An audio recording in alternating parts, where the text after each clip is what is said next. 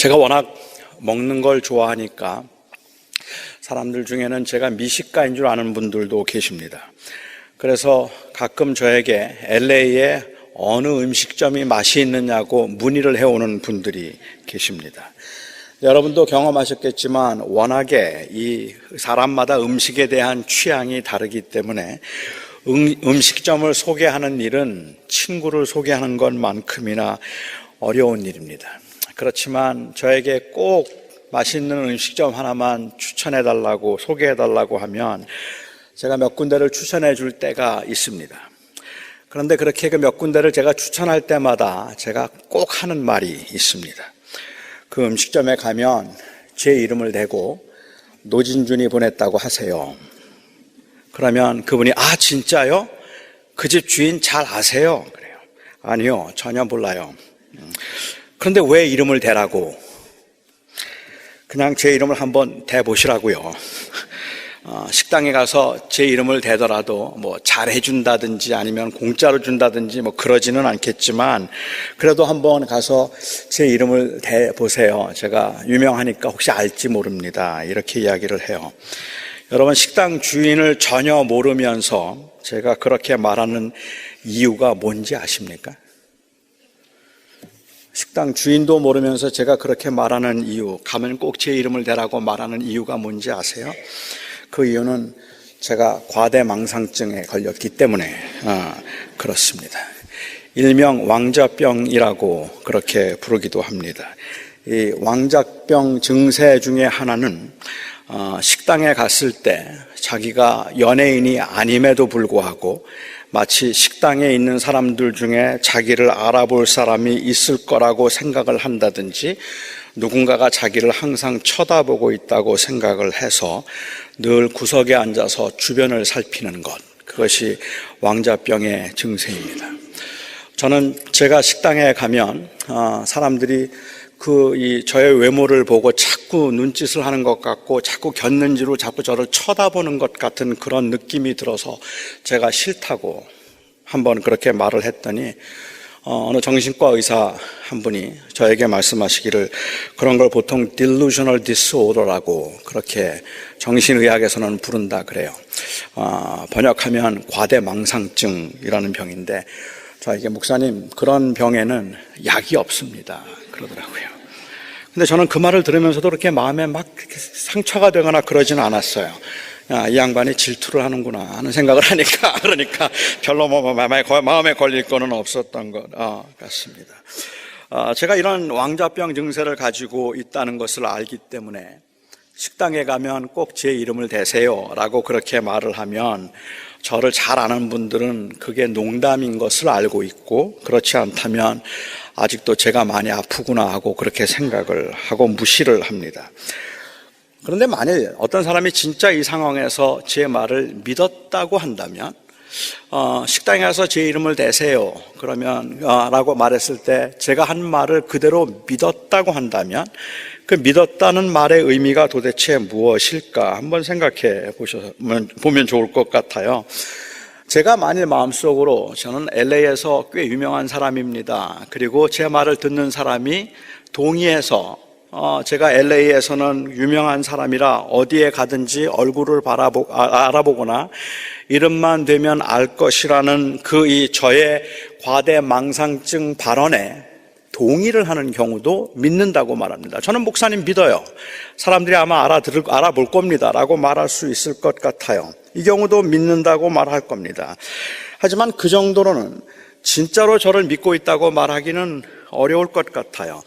진짜로 저를 믿는다면 식당에 가서 정말로 제 이름을 대고 공짜로 음식을 먹을 마음의 준비를 하고 있어야 합니다. 그리고 그것을 기대해야 한다고 생각해요. 거기까지 해야 믿음이겠다 하는 생각이 듭니다. 문제는 그냥 마음속으로 그래 유명한 사람이니까 유명하다는데 동의해 줄 수 있어 라는 그 정도라면 아무런 피해도 없지만 손해볼 일도 없지만 그래서 제가 보냈다고 이름을 대고 공짜 음식을 기대한다면 망신을 당할 수도 있습니다. 그렇게 망신을 당할 수도 있을 만큼 제 말을 신뢰해서 이름을 대고 음식을 먹으려는 사람은 LA에는 없어요. 그게 거기까지가 믿음일 것 같아요. 그런데 우리는 어디까지가 믿음일까 하는 고민을 오늘 좀 한번 해보고 싶은 생각이 들었습니다. 아마도 당시 유대 지도자들이 정신의학적인 지식이나 혹은 심리학적인 지식이 있었더라면 예수님과 잠시 대화를 나누면 예수님은 과대망상증 환자이거나 아니면 피해망상증 환자일 것이라고 생각을 했을 겁니다. 예수님께서 나는 세상의 빛이라 나를 따르는 자는 어둠에 다니지 아니하고 생명의 빛을 얻으리라는 파격적인 말씀을 하셨습니다. 이에 바리새인들은 예수님에게 당신이 세상의 빛이라는 증인이 있는가? 증인을 요구했습니다. 그리고 예수님께서는 증인이 있지. 그 증인 중에 한 명은 바로 나고 그리고 또 다른 증인은 내 아버지가 이 사실의 증인이다 라고 대답을 하셨습니다. 정말로 어처구니 없는 대답처럼 들리는데도 바리새인들은 성실하게 다시 물었습니다. 내 아버지가 어디 있느냐? 내 아버지가 어디에 있느냐? 저는 충분히 물을 만한 질문이었다고 생각합니다. 그런데 주님께서 대답을 하세요. 너희들은 내가 아무리 말해줘도 내 아버지가 누구인지 알 수 없을 것이다. 어떻습니까? 그냥 예수님이 누구인지 모르고 있는 사람의 입장에서 이 대화를 보면 예수님은 완전 과대망상증 환자 아닙니까? 그리고 주님께서 말씀을 하셨습니다. 이제 너희들도 다 죽을 것이고 나도 너희를 떠날 텐데 너희들은 죽은 후에 나 있는 곳에 오지 못한다. 이건 또 무슨 말씀입니까? 그래서 두 번째 질문을 그들이 합니다. 우리가 네가 있는 곳에 갈 수 없다니 너는 지금 자살을 생각하고 있느냐? 내 목숨을 스스로 끊으려고 하느냐? 물었습니다. 예수님의 정신 상태를 의심해서 물어볼 만한 질문이라고 생각합니다. 이럴 때는 주님께서 마치 피해망상증 환자처럼 보일 수도 있습니다. 자꾸만 자기가 죽을 거라고 이야기하고 누가 자기를 죽일 거라고 그렇게 생각을 하고 말하기 때문에 그렇습니다. 그래서 자살하려고 그러느냐? 하고 그렇게 물었더니 예수님께서 대답하시기를 나는 이 세상에 속하지 않았고 너희는 이 세상에 속했기 때문에 너희 모두가 다 죄 가운데 죽을 것이라서 내게로 올 수 없다고 말한 것이다. 그러자 그들이 세 번째 질문을 합니다. 도대체 그러면 너는 누구냐? Then who are you? 넌 누구냐? 주님이 말씀하셨죠. 내가 누군지 말해도 너희들은 모를 것이고 내가 죽은 후에야 내가 누구인지를 그리고 나를 보내신 이가 바로 아버지인 것을 그때야 알게 될 것이다. 여러분 어떠십니까? 지금 이 설교를 듣고 있는 여러분들의 심정은 어떠십니까? 당장의 경제적인 어려움 때문에 몰개지 낼 것을 걱정하고 있고 그리고 사업이 잘 되지 않아서 그래서 매일매일 잠도 제대로 이루지 못하고 노심초사하고 있는데 아이들 대학 입학 원서 내느라고 정신이 없는데 부부관계가 너무 소원해서 살아도 사는 게 아니다 싶을 만큼 항상 마음이 무겁고 뭔가 얹힌 것 같은데 그 마음의 위로를 받고 그리고 또한 새 힘과 용기를 얻을 수 있을까 해서 교회에 왔더니 교회에서 설교 시간에 과대망상증 환자와 종교 지도자 간에 서로의 다른 관심으로 동문서답을 하는 것과 같은 이러한 막연하기 이를 데 없고 추상적이기 이를 데 없는 사변적인 대화를 들어야 한다는 것이 너무 어처구니 없다는 생각이 들지 않으십니까? 예수님이 틀림없이 하나님의 아들이라고 믿는다고 할지라도 도대체 예수님께서 이런 시덥지 않은 대화에 왜 시간을 보내셔야 하는지 그리고 이런 말도 안 되는 대화들을 가지고 왜 지금 여기에 앉아서 이런 이야기들을 들어야 하는지 답답하다는 생각이 여러분들 들지 않으십니까? 저는 오늘 이 본문을 가지고 설교를 준비하면서 처음에는 솔직히 그냥 좀 너무 답답하다는 생각이 들었습니다. 워낙에 이해하기 어려운 이 대화를 그렇게 풀어가고 이해하려고 애를 쓴다는 것 자체도 물론 힘든 일이었지만 지금 제가 이 대화를 가지고 설교를 하면서 도대체 이 내용이 오늘 우리 교인들에게 무슨 힘이 될까라는 생각을 할 때 답답하더라는 말입니다. 이런 이야기를 자꾸만 해서 증인 요구를 했고 그래서 예수님이 증인이라고 말했고 예수님은 세상에 속하지 않았다고 말씀하셨고 내 아버지가 나를 보냈다는 그 말씀들이 오늘날 살고 있는 우리 현대인들에게, 아니 지금 당장 그 삶의 무게에 눌려있는 여러분들에게 무슨 의미가 있을까 싶었기 때문입니다. 바리새인들이 예수님에게 했던 질문, 어쩌면 바리새인들은 그나마 비교적 풍요롭게 살면서 여유롭게 그러한 그 철학적인 사변을 해도 될 만큼의 사치를 누리고 있었는지도 모르죠. 그런 바리새인들이 예수님을 향하여서 네 아버지가 누구냐? 내가 지금 자살하려고 하느냐? 아니면 너는 도대체 누구냐?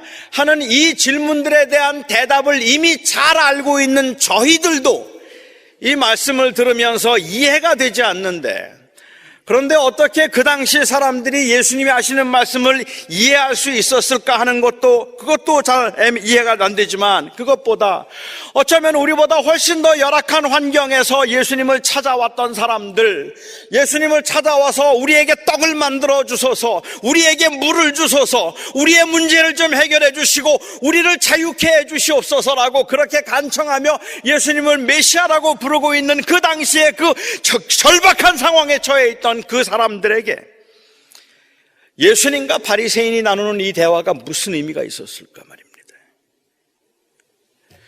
이게 무슨 의미가 있었을까? 아니, 예수님은 도대체 어떤 심정으로 바리새인과 이런 대화를 계속해서 하고 계셨을까요? 저는 그 고민이 있었기 때문에 사실은 오늘 본문에 나오는 30절 말씀이 잘 이해가 되지도 않았고 마음에 걸렸습니다. 30절에 보면 이 말씀을 하심에 많은 사람들이 믿더라. 아니, 이런 대화를 어떻게 믿을 수가 있어요? 그들이 뭘 믿었단 말이죠? 바리새인들과 예수님의 대화를 들으면서 바리새인들의 그 억지보다는 예수님의 논리가 더 그럴듯하게 들렸기 때문에 메시아로 인정하기로 했다는 말입니까? 아니면은 정말로 성령에 거듭나게 하시는 강력한 역사로 예수님이 하셨던 이 애매한 말씀들을 모두가 다 이해할 수 있었고 모두가 다 믿을 수 있어서 그 감격 가운데 예수를 구주로 영접했다는 말입니까? 많은 사람들이 믿었다고 했는데 우리가 보기에는 이 대화의 내용을 보면서 뭘 믿어야 할지도 잘 모르겠는데 어떻게 그 사람들은 믿었지? 뭘 믿었을까? 라는 고민을 하게 된다는 거죠. 이 많은 사람들이 믿었더라는 말을 그렇기 때문에 여기에 대해서 어떤 사람들은 부정적으로 보기도 하고 어떤 사람들은 긍정적으로 보기도 합니다. 성령의 역사하심으로 그들이 잘 깨닫지는 못했지만 예수님을 신뢰했다고 보는 사람도 있고, 이들이 믿었다고 말했지만 믿는다는 말은 엄밀한 의미에서 그냥 단순한 지적인 동의를 의미했을 뿐이라고 말하는 사람들도 있습니다. 잘 모르겠어요. 그러나 분명한 것은 그들이 믿는다는 말이 단순한 지적인 동의를 의미한 것이라면 그건 별로 의미 없다는 말입니다. 믿는다고 말하지만 예수님이 메시아인 것을 인정함으로 천국에 들어갈 수 있는 입장권을 공짜로 받아서 뒷주머니에 차고, 만약의 경우에 내가 죽어서 혹시 천국이 있더라도 그 천국에 들어갈 수 있는 그 가능성을 열어놓고 있다는 그 사실을 의미한다면, 이 믿음은 지금 저와 여러분이 경험하고 있는 그 어려움의 현실을 돌파하기에는 100%의 값어치도 없다는 말이에요. 그것 가지고는 도대체가 세상을 이길 수가 없다는 말입니다.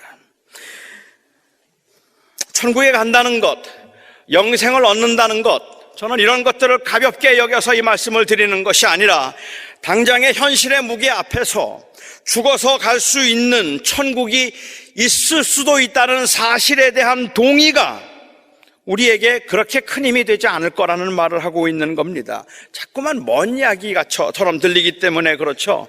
이 삭막한 현실에서도 믿는다는 말이 무게가 있고 믿는다는 말이 힘이 있으려면 이 믿음은 단순히 천국이 있다는 사실에 대한 동의가 아니라 우리에게 힘을 주시고 우리와 함께 하셔서 우리의 걸음을 인도하시고 끝까지 우리와 동행하셔서 기어코 그 믿음의 길을 가게 하시는데, 우리가 경험하는 모든 순간들을 한순간도 헛되게 하지 아니하시는 그 하나님의 절대적인 주권과 섭리가 내 가운데 있어서 내 삶을 하나님께서는 놓지 않으실 것이라는, 그래서 그 하나님 앞에 내 인생을 맡겨드렸다는 이 고백이 아니면 우리에게 주어진 현실에서 그냥 천국이 있다는 사실에 대한 동의는 아무 의미가 없습니다. 그렇지 않은가요? 저는 주님께서 이 사실을 강조하셨다고 생각합니다. 그래서 31절과 32절을 보면 이렇게 되어 있습니다. 그러므로 예수께서 자기를 믿은 유대인들에게, 이미 믿었다고 말했던 30절에 말한 그 유대인들에게 이르시되 너희가 내 말에 거하면 참으로 내 제자가 되고 진리를 알지니 진리가 너희를 자유하게 하리라. 이 말씀은 예수님께서 신자가 되는 것과 제자가 되는 것을 구분하시고 믿고 신자가 된 사람들에게 제자가 되는 방법을 가르쳐 주신 것이 아닙니다. 그러니까는 우리는 교회에서 신자와 제자를 쉽게 나누기도 하죠. 예수를 구주로 믿고 영접해서 동의한 사람들은 신자라고 부르고 그 사람들은 다 천국에 들어갈 사람들이지만, 그렇지만 그 천국에 들어가게 된 사람들이라 할지라도 주님 앞에 조금 더 헌신되고 주님 앞에 조금 더 주님을 의식하고 살아가는 사람들은 주님의 제자가 될 수 있는 사람들이라서 제자 훈련을 받았든지 아니면 조금 더 헌신을 했든지 아니면은 직분을 받았든지 그러한 일들을 통해서 하나님 앞에 정말로 하나님과 동행하면서 복음의 증인으로 살아가는 게 제자이기 때문에 예수를 그냥 구주라고 믿고 고백한 사람들은 신자이고, 그 신자들 중에 하나님 앞에 조금 더 헌신한 사람들이 제자라고 사람들은 생각을 합니다. 그래서 아마도 제가 여러분들에게도 제자입니까? 라고 묻는다면 아마 여기에 계신 예수를 주라고 믿는 많은 분들의 경우도 제자라는 말에는 망설일 겁니다. 나는 신자이기는 한데 제자는 아니다 라고 그렇게 생각하기가 쉬울 거라고 생각합니다. 하지만 앞으로 제가 조금 더 살펴보겠지만 예수님께서는 신자와 제자를 나누신 적이 없습니다. 예수님께서는 신자와 제자를 나누어서 신자 따로 제자 따로 믿으면 신자가 되는 것이고 조금 더 헌신하면 제자가 된다고 말씀하신 것이 아니라 신자는 제자이어야 합니다. 제자가 아닌데 신자일 수 없다고 말씀을 하고 계시는 겁니다. 그렇다면 너희가 이제 내 말에 거하면, 내 안에 거하면 너희는 내 제자가 될 것이라 라고 말씀을 하신다면, 이 말씀의 의미는 이제 예수를 구주로 믿고 영접하여서 신자가 된 사람들에게 한 걸음 더 나아가서 제자가 될 수 있는 방법을 말씀하고 계시는 것이 아니라 그 믿는다는 게 무엇인가 하는 것을 그들에게 다시 설명해 주고 있는 거라는 말입니다. 그 믿었던 사람들에게 믿음이 뭔지 알아? 믿는다는 게 어떤 건지 아느냐고 다시 한번 주님께서 설명해 주고 있는 말씀이라는 거죠. 제자가 되지 않는다면, 제자로서의 자유를 누리지 못한다면 그냥 주님의 말씀에 동의해 주어서 신자로 불리운다는 것은 의미가 없습니다. 예수님께서 하나님의 아들인 것을 인정하고 동의했던 것은 마귀도 했던 일입니다. 그것 자체가 하나님을 신뢰하고 있는 건 아니라는 말입니다. 제자로서의 의미를 부여하지 아니하고 그냥 예수님이 하나님의 아들이라는 사실만 인정해 주어도 고마울 만큼 주님은 사람들의 동의를 구걸하고 있는 자존감 낮은 분이 아니었다는 겁니다. 오늘날 교회는 오히려 자존감이 너무 낮아요. 그렇지 않습니까, 여러분? 오늘날 교회는 교회가 성장하기 위해서, 교회가 부흥하기 위해서 사람들이 그냥 믿어만 줘도 고마워요. 믿는다는 말만 해줘도 고맙고, 누가 믿는다는 말만 해줘도 그 동의를 구걸하듯이 전도를 하고 있는지도 모릅니다. 아닐 겁니다. 아닐 겁니다. 절대로 그럴 수 없을 겁니다. 그냥 동의를 구걸해서 믿는다고 한마디만 해주고 교회 한 번만 나와주세요, 그러면 고맙습니다. 그래서 고마워서 나와주는 그런 것들을 주님께서 구하셔서 제발 나 믿는다고 한 번만 해주라라는 말을 하고 계시는 게 아니라는 말입니다. 예수를 믿는다는 말은 그 예수님을 인격적으로 믿을 수 있기 때문에 자기의 삶을 맡긴다는 의미입니다. 이건 그렇게 쉬운 일이 아닙니다. 저는 그래서 요즘에 청년들에게 말합니다. 함부로 믿지 말라고, 함부로 믿는다고 말하지 말라고, 함부로 믿지 말라고. 믿는 것은 굉장히 파격적인 것이어야만 한다고 말합니다. 많은 사람들이 믿었더라고 했지만 그 믿음이 참 믿음처럼 보이지 않았습니다. 많은 사람들이 진정으로 예수님을 믿는 사람들이었다면 그 믿는 사람들에게는 자유함이 있었어야 하는데 자유가 없어 보였기 때문이죠. 충격적인 것은 그렇게 예수님을 믿었던 사람들이 내 안에 거하면 자유함을 얻으리라 라고 주님께서 말씀하셨을 때 그 주님의 말씀에 그들이 반문하기를, 우리가 아브라함의 자손으로 남의 종이 된 적이 없거늘 어찌하여 우리가 자유하게 되리라 말하느냐. 무슨 믿는 사람들이 이렇게 말해요. 한번 생각해 보십시오. 예수를 믿었다고 했던 사람들인데, 예수를 믿는다고 고백했던 사람들인데, 그들에게 네가 나를 믿고 내 안에 거하면 진정으로 내가 자유하게 될 것이고, 그리고 그 자유, 너는 진리를 알게 될 것이고 진리가 너희를 자유하게 하리라고 말했더니, 우리는 아브라함의 자손인데 아브라함의 자손으로 한 번도 누구의 종이 된 적이 없거늘 어찌하여 우리에게 자유하다 말하고 있는가라고 묻고 있는 거라는 말입니다. 내가 지난 30년 동안 목사를 했는데, 내가 지난 40년 동안 예수를 믿으며 교회 생활을 했는데, 그런데 내가 자유하지 않다고 말하는 것은 도대체 무엇이냐? 내가 목사이거늘, 내가 지난 40년 동안 교회 생활을 했거늘, 내가 지난 20년, 30년 동안 내가 장로를 했거늘 어찌하여 나에게 자유가 없단 말하느냐? 내가 누구의 종이 된 적이 있었느냐? 예수 그리스도를 인한 그 목마름과 갈증이 유대인들에게 없었어요. 믿는다고 말을 하기는 했는데, 믿는다는 말을 하고 그렇게 동의는 했는데, 그런데도 불구하고 그들 안에는 아직도 아브라함의 자손이기 때문에 자유하다고 하는 바로 그 교권과, 아니면 그들이 가지고 있는 그러한 그 기득권과, 자기들이 익숙해져 있었던 그러한 종교적인 형태, 거기에서 그들은 자유를 경험하고 있었고 자유를 말하고 있었다는 말입니다. 그들은 마치 예수를 메시아라고 믿고 난 후에 예수님을 왕으로 삼아서 권세를 누리려고 했던 일부 백성들처럼, 알지요? 너무 고난이 심했고 너무 가난했기 때문에 예수를 왕으로 삼아서 우리에게 떡을 만들어 달라고 말했던 그 백성들처럼 예수님을 믿었지만, 예수님을 따랐지만 아브라함의 자손이라는 사실에서 자유를 얻으려고 했습니다. 그들은 메시아를 믿는다고 말했어도 종교적인 수준에 머물러 있었다는 말입니다. 그들은 자신들이 아브라함의 자손으로 누구에게 구속된 적이 없음을 강조했습니다. 이렇게 종교적인 수준에서 하는 말이라면 당장의 고되고 힘든 삶에 지쳐있는 대부분의 사람들에게 예수님과 바리새인의 대화는 그야말로 별로 힘이 없는 사변적 대화에 불과할 뿐입니다. 제가 예수님과의 대화를 보면서 이 대화가 지금 우리 교인들의 현실적인 삶과는 별로 상관이 없는 대화일지도 모르겠다고 생각했던 것도 자칫 이 대화가 종교적인 관심을 유발시키는 그 정도의 대화로 들리겠다 싶어서였습니다. 아마 어쩌면 지금까지의 저의 설교를 여기까지 듣고 나서도 여기 계신 분들 중에는 So what? 그래서 뭐 어쨌다고? 그게 내 인생에 어떤 의미가 있는데? 라는 그 의문과 질문을 던지고 싶은 분들이 계실 것 같습니다. 왜냐하면 현재의 삶의 무게가 너무 무겁고 그 무게에 눌려 있으면서 이런 대화, 그리고 이런 대화들에 대한 설명들 자체가 그냥 많이 생소하기 때문에 그렇습니다. 하지만 예수님의 마음은 그렇지가 않았습니다.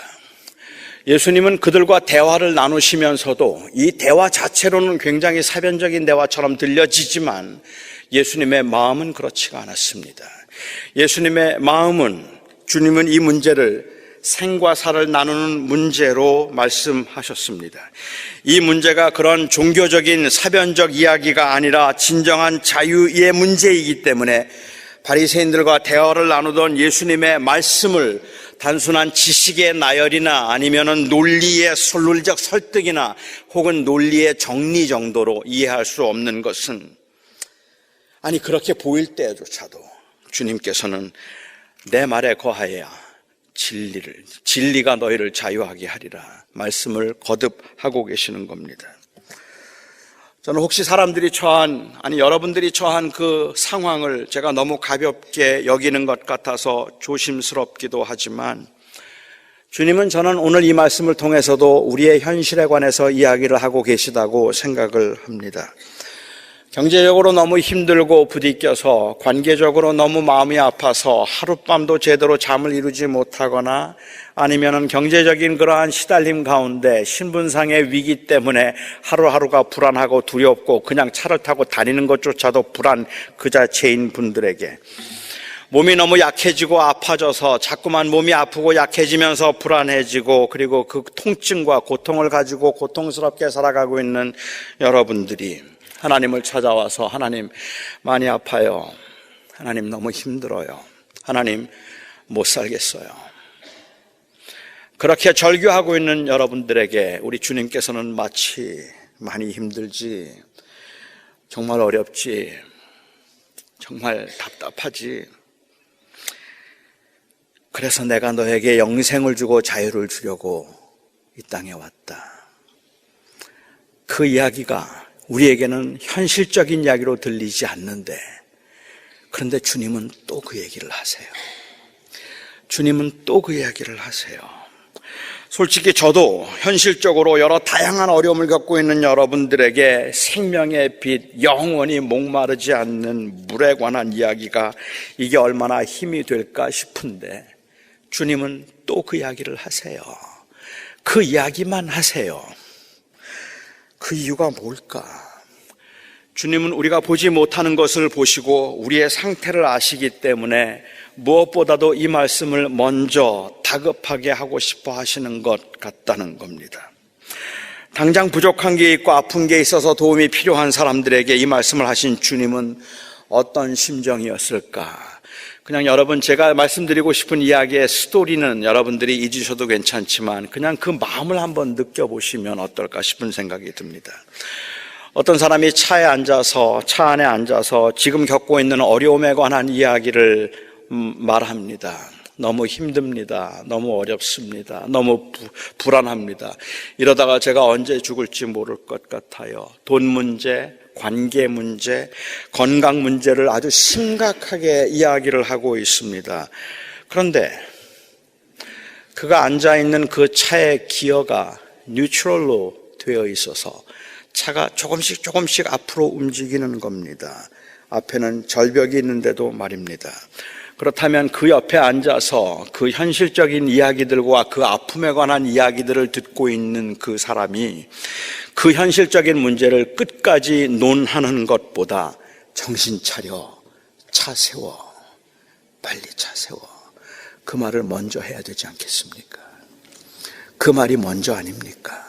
그 이야기를 끝까지 들어주는 게 문제가 아니라 이러다가 죽어, 진짜 죽어, 차 세워야 돼, 빨리 차 세워, 이 말을 하고 있는 건 아닐까 하는 겁니다.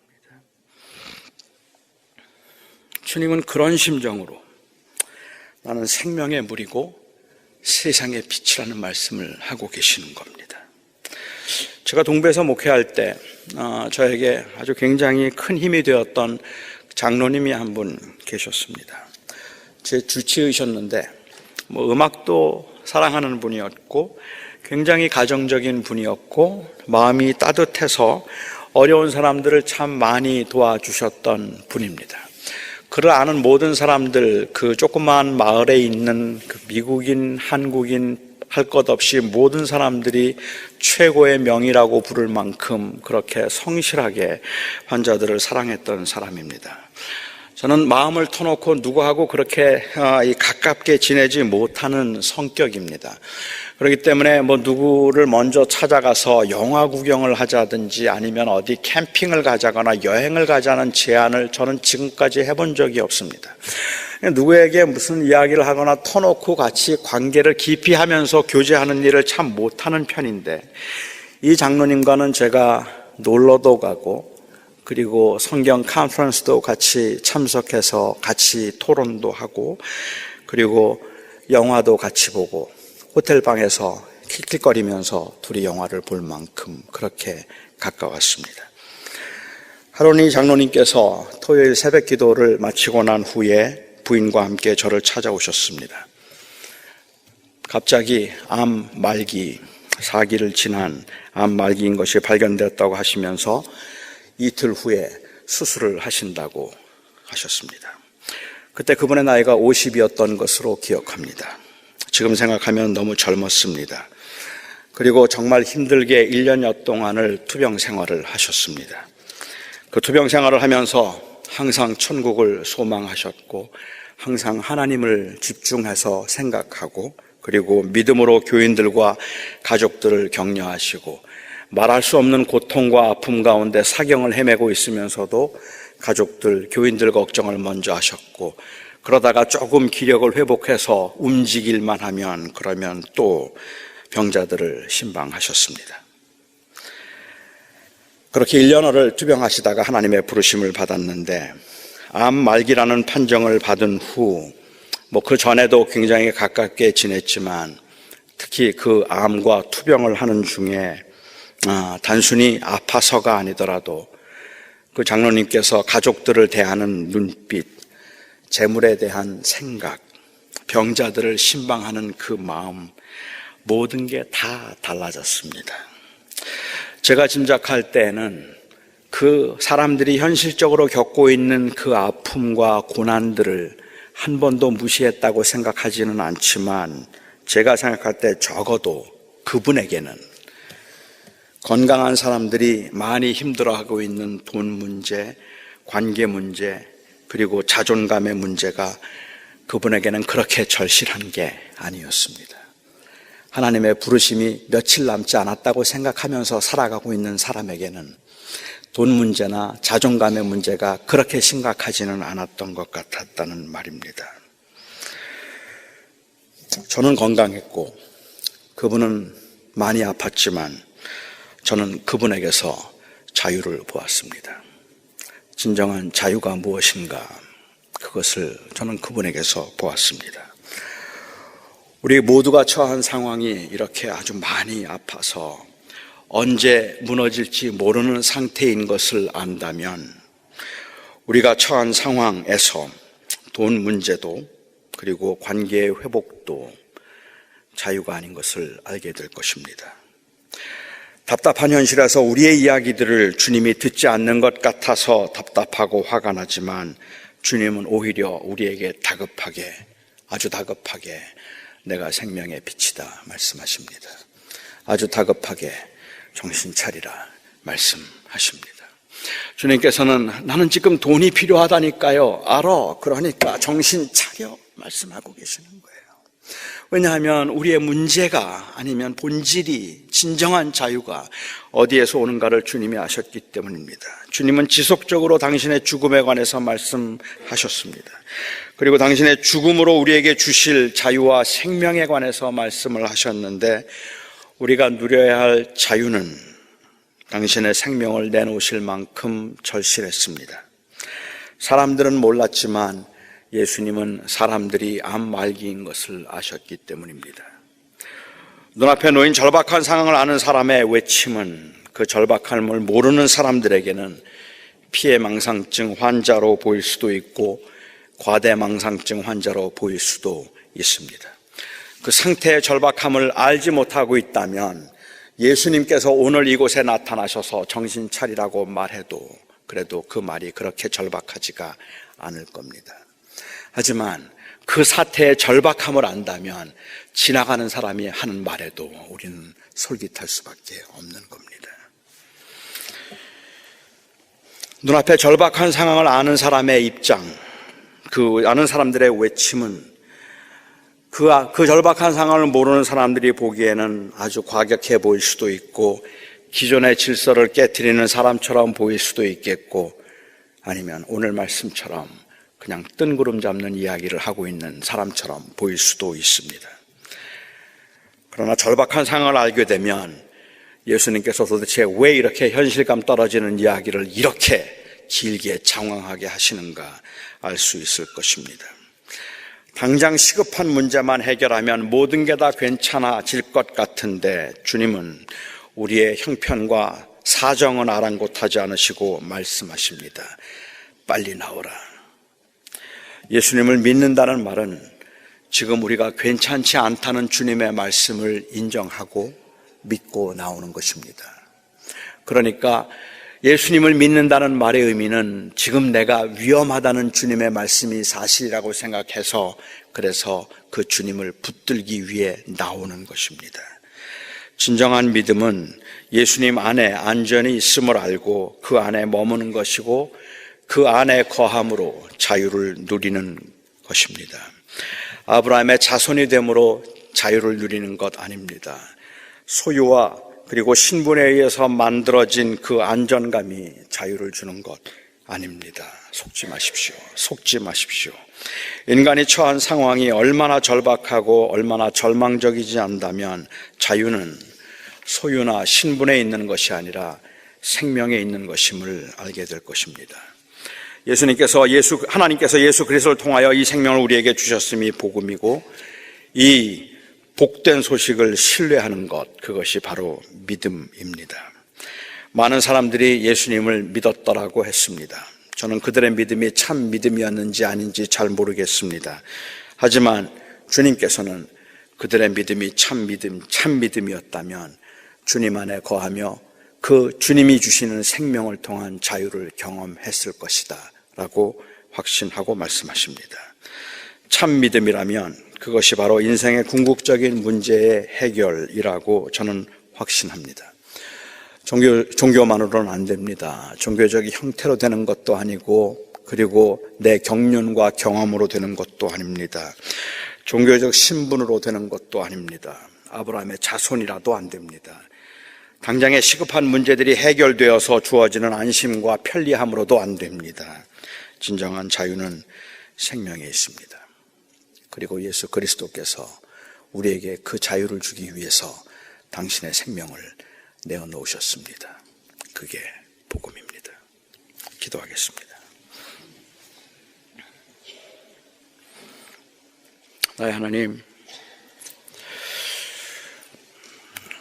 우리는 지금 우리가 논하고 있는 이러한 이야기들조차도 다 사치스럽다 생각할 만큼 우리의 상황은 긴박합니다. 우리가 처한 우리의 형편에서 우리가 지금 경험하고 있는 그 혼란스러움들은 주님이 말씀하시는 이 내용들을 이해하고 그것을 깨닫기 위해서 노력할 만큼 그렇게 여유롭게 하지 못합니다. 주님, 저도 잘 모르겠습니다. 그런데 저는 이렇게 말씀하시는 이 바리새인과 아무 의미도 없어 보이는데 이런 사변적 대화를 지속하시는 그 주님의 마음은 무엇일까? 그 마음을 헤아리고 싶었습니다. 이 말씀의 뜻이 무엇일까도 중요하겠지만 이 말씀의 뜻보다 제가 더 관심을 갖고 제가 더 알고 싶었던 것은 당장 죽겠다 말하는 사람들 앞에서 주님은 도대체 왜 이런 말씀들을 하시고 계신지 주님의 마음을 헤아려 보고 싶었습니다. 하나님, 우리가 처한 상황에서 우리는 당장에 물이 필요하고 당장에 떡이 필요합니다. 그런데 주님께서는 물과 떡이 필요한 사람들에게 내가 생명의 떡이고 내가 곧 물이다 말씀하십니다. 그렇게 말씀하시는 주님이 우리의 형편과 우리의 어려움을 모르는 것 아니었다면, 우리가 얼마나 힘든지 알면서도 주님께서 이렇게 말씀하셨다면 우리는 몰랐지만 우리의 상태가 아주 많이 심각했기 때문이다 믿습니다. 하나님, 우리는 아직도 우리가 얼마나 심각한지 모르겠습니다. 주께서 주의 은혜 가운데서 저희들에게 그 주님의 마음을 느낄 수 있을 만큼 우리가 많이 아픈 걸 알고 우리의 아픔이 우리에게는 절망인 것을 알게 하시고, 그래서 예수님이 정말 자유가 될 수 있는 이 생명이 저희 안에 있기를 원합니다. 예수님의 이름으로 기도합니다. 아멘.